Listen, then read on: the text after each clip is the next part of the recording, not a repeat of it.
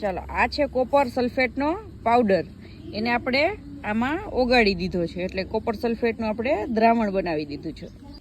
હવે આ બેટરીના ધન ધ્રુવ સાથે કોપરની પ્લેટ જોડી દીધી છે અને ઋણ ધ્રુવ સાથે આપણે આ એલ્યુમિનિયમની પ્લેટ જોડી દીધી છે. હવે આ રીતે આપણે એને બંને પ્લેટ એકબીજાને અડે નહીં એ રીતે રાખી દીધી છે કોપર સલ્ફેટના દ્રાવણમાં.